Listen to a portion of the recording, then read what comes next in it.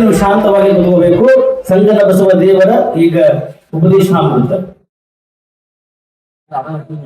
ಓಂ ಶ್ರೀ ಗುರು ಬಸವಲಿಂಗಾಯ ನಮಃ. ಓಂ ಶ್ರೀ ಗುರು ವೃಷಭಲಿಂಗೇಶ್ವರಾಯ ನಮಃ.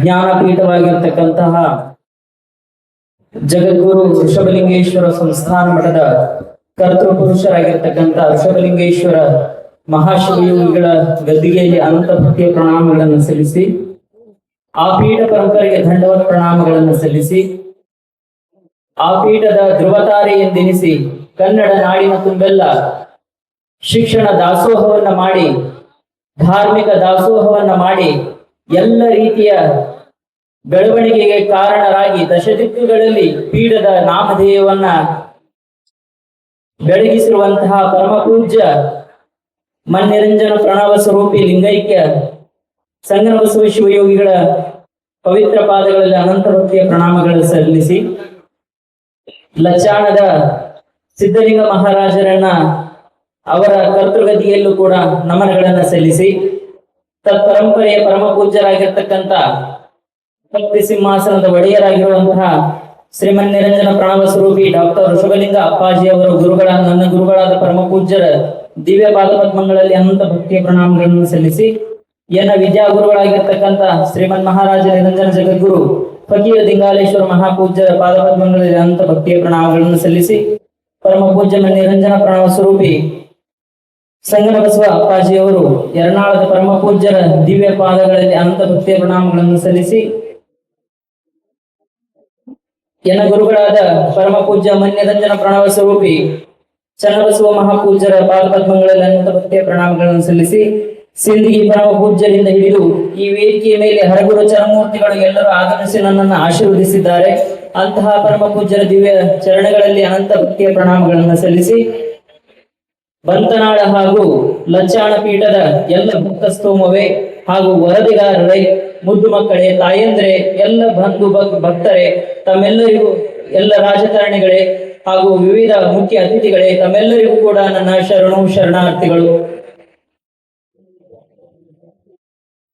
ಈ ಭಕ್ತಿ ಸಾಮ್ರಾಜ್ಯವನ್ನ ನೋಡಿ ನನಗೆ ಯಾವ ಮಾತುಗಳು ಹೊರಡ್ತಾ ಇಲ್ಲ.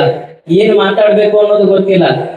ಒಂದು ಯಾವುದೋ ಊರೊಳಗೆ ಹುಟ್ಟಿರ್ತಕ್ಕಂಥ ನನ್ನನ್ನ ಇಂತಹ ದೊಡ್ಡ ಪೀಠದ ಉತ್ತರಾಧಿಕಾರಿಯಾಗಿ ನನ್ನನ್ನು ನೇಮಿಸಿ ನನ್ನ ಬದುಕನ್ನ ಬಂಗಾರ ಮಾಡಿರುವಂತಹ ಪರಮ ಪೂಜ್ಯರ ದಿವ್ಯ ಚರಣಗಳಲ್ಲಿ ಅನಂತ ಭಕ್ತಿಯ ಪ್ರಣಾಮಗಳನ್ನು ಸಲ್ಲಿಸಿ ನನ್ನ ಮಾತುಗಳನ್ನ ಆರಂಭಿಸ್ತೇನೆ.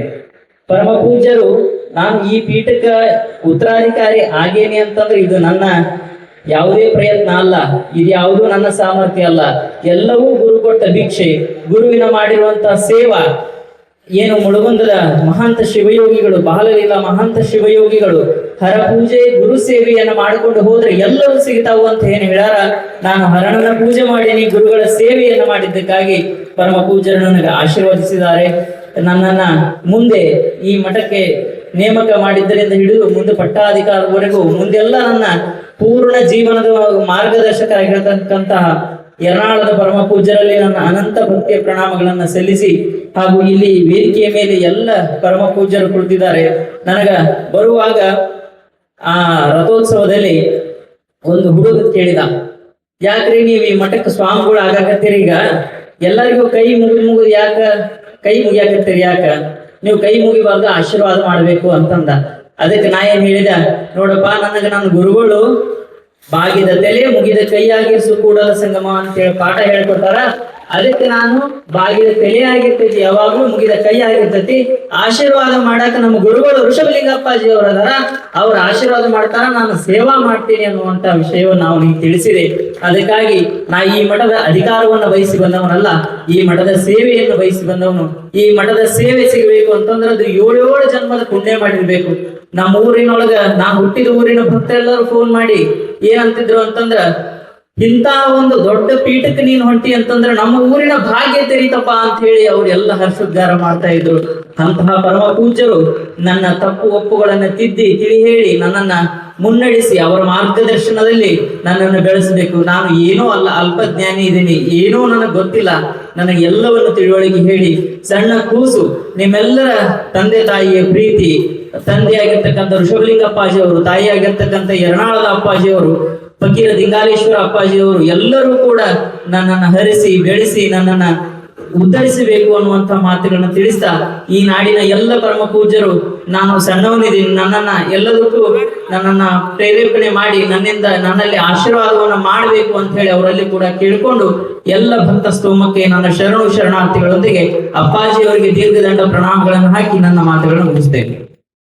ಮಾತಿಗಿಂತ ನಡೆ ದೊಡ್ಡದು, ಜ್ಞಾನಕ್ಕಿಂತ ಆಚರಣೆ ದೊಡ್ಡದು, ಭಕ್ತಿಗಿಂತ ಸೇವೆ ದೊಡ್ಡದು ಎಂದು ಈ ಪವಿತ್ರ ಕ್ಷೇತ್ರದ ಉತ್ತರಾಧಿಕಾರಿಗಳಾಗಿ ನಿಯುಕ್ತಗೊಂಡ ಪ್ರಥಮ ಬಾರಿಗೆ ಪುರಪ್ರವೇಶ ಮಾಡಿದ ಈ ಶುಭ ಸಮಾರಂಭದಲ್ಲಿ ಕೇಂದ್ರ ಬಿಂದುವಾಗಿರುವಂತಹ ಶ್ರೀ ಸಂಗನಬಸವ ದೇವರು ತಮ್ಮ ಅಮೃತವಾಣಿಯ ಮೂಲಕ